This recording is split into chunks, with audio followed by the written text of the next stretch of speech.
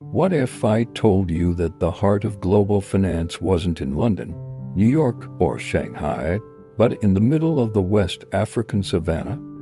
Before Wall Street, before the Silk Road's peak fame, there was an empire so rich it could cause an international financial crisis just by giving its gold away.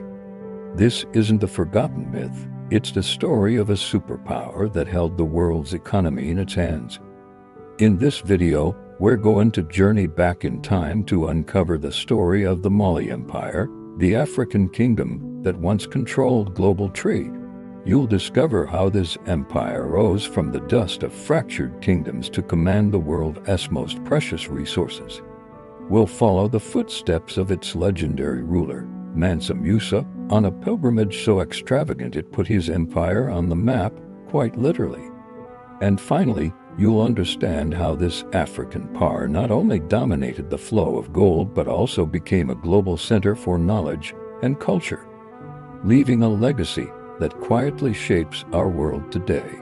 Long before European ships charted courses across the Atlantic, and well before Asian spices became the obsession of Western ports, the true pulse of global trade beat deep within the heart of West Africa. At the center of this economic universe stood the Mali Empire, an African superpower whose staggering wealth, intricate trade networks, and immense influence once dictated the rhythm of the world's economy. This was an era when the world looked not to Europe or Asia for its riches, but to an empire south of the Sahara. The story begins in the 13th century, on the sun-scorched savannas and along the fertile river valleys of West Africa. It was here that a legendary leader, Sundiata Keita, forged a new power from the remnants of older kingdoms. Known as the Lion King, Sundiata was more than just a conqueror, he was a visionary. He united fractured peoples and seized control of the two most valuable resources of the medieval world, gold and salt. In an age where gold was not merely a luxury but the very backbone of global finance, Mali possessed it in quantities that were almost unimaginable. The empire sat atop the Bambouk, Bor, and Galam gold fields, which were, at the time, the source of more than half the world's supply.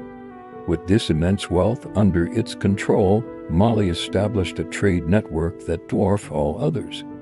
Enormous caravans, sometimes numbering thousands of camels, stretched for miles across the unforgiving Sahara Desert. These ships of the desert were laden with precious cargo, shimmering gold dust, priceless ivory, exotic cola nuts, and tragically, enslaved human beings. These caravans were the arteries of a global economic system, linking Mali's markets to the sprawling cities of North Africa, the vibrant bazaars of the Middle East, and the burgeoning financial centers of Europe. Cities like Timbuktu, Gao, and Jin transformed from remote outposts into bustling cosmopolitan hubs. Here, Berber traders from the north, Arab scholars from the east, and African merchants from across the continent met to negotiate deals. The prices for gold, salt, and other goods set in these markets sent ripples across continents. If a merchant in Venice or a king in Cairo needed gold to mint their coins or fund their armies, that gold almost certainly passed through the hands of the Mali Empire first. For a time, West Africa was not on the periphery of the world stage, it was the stage. At its zenith in the 14th century, the sheer power and opulence of the Mali Empire were embodied by one man, Mansa Musa. His name, which means King of Kings, was no exaggeration. It was under his reign that the legends of West African wealth were cemented into undeniable historical fact. The most famous testament to his power was his pilgrimage to Mecca in 1324. This was no ordinary journey. Mansa Musa crossed the desert not as a humble pilgrim, but as the world's wealthiest man making a grand statement. His procession was a city on the move, including tens of thousands of soldiers, attendants, and civilians. A caravan of camels followed, each reportedly carrying hundreds of pounds of pure gold. Wherever he stopped, he gave it away with a generosity that bordered on reckless. When his entourage arrived in Cairo, the effect was cataclysmic. He poured so much gold into the local economy, giving gifts to the poor, buying souvenirs, and enriching local officials that he single-handedly destabilized the entire region's economy. The value of gold plummeted and did not recover for over a decade. This act of spectacular generosity echoed across the known world. European cartographers, hearing the tales, began to update their maps. For the first time on the famous Catalan Atlas of 1375, West Africa was depicted with a king seated on a throne, holding a massive golden nugget in his hand. That king was Mansa Musa, the visual shorthand for unimaginable global wealth. But Mali's dominance was never built on gold alone. The empire understood that true, lasting power came from controlling not just commodities, but also knowledge. The same trade routes that carried gold and salt also carried ideas, making Mali a crossroads of intellectual exchange. The city of Timbuktu, in particular, became a legendary center of learning. It housed vast libraries and prestigious universities, like the Sankor Madrasa, which attracted the brightest minds from across the Islamic world.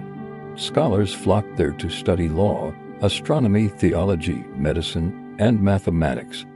Thousands of manuscripts were painstakingly copied by hand, preserving ancient wisdom and fostering new discoveries. This intellectual wealth was just as valuable as the gold in its vaults. Mali became an empire that traded in thoughts as fluently as it did in goods, cementing its status as not just an economic juggernaut, but a cultural and intellectual one as well. The empire's administrative and military structure was just as sophisticated as its economic and intellectual pursuits. Mali's reach was vast, stretching from the Atlantic coast deep into the arid Sahel, covering an area larger than Western Europe. A complex system of governance allowed this massive territory to function. Taxes on trade flowed into the royal treasuries, funding the army and the lavish imperial court. However, the Mansas were wise rulers. They understood that direct control over such a diverse and sprawling empire was impractical. Instead, they allowed local chiefs and kings to maintain a degree of autonomy, ruling their own territories as they saw fit. There were only two conditions. They had to pay their annual tribute, and they had to ensure that the trade routes running through their lands remained safe and open. It was a brilliant system that blended centralized military power with decentralized economic strategy and cultural diplomacy, ensuring that loyalty remained intact and, most importantly, that the river of gold continued to flow. However, any empire whose fortunes are so intimately tied to trade routes is inherently vulnerable to their shifting sands. By the 15th and 16th centuries, the world was beginning to change.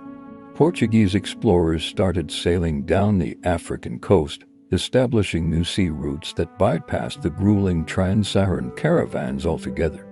New gold fields were discovered in the Americas and other parts of Africa, diluting Mali's near monopoly on the precious metal. As the empire's economic foundation began to crack, so too did its political stability. Internal rivalries over succession weakened the throne, while external powers, like the rising Songhai Empire to the east, began to challenge Mali's dominance and chip away at its territory. By the 16th century, the Golden Age had passed. Mali's supremacy faded, and its great cities fell into a slow decline, eventually giving way to new powers and new global dynamics. Yet, even in its decline, the legacy of the Mali Empire endures, echoing in the very foundations of our modern world. The complex systems of global trade we see today, with their international currencies, long-distance supply chains, and volatile commodity markets, are all modern iterations of patterns that the Mali Empire mastered centuries ago. The story of Mali serves as a powerful and necessary correction to a persistent, damaging myth that Africa was somehow isolated, a dark continent waiting to be discovered, existing on the periphery of world history. The truth is far more compelling. The history of Mali proves that for a significant period, the world's wealth passed directly through African hands. It was an era when an empire south of the Sahara controlled the flow of gold, dictated global economic trends, and fostered a culture of knowledge that rivaled any on Earth. For a dazzling moment in history, global trade didn't just pass through Africa but to Africa. I hope this journey into the heart of the Mali Empire has shown you a side of history you may not have known. If you found this story as fascinating as I do, please give this video a like and subscribe to the Silent Chronicles for more stories that challenge the way we see the world. And I have a question for you. What other forgotten empires do you think deserve to have their stories told? Let me know in the comments below. Thanks for watching.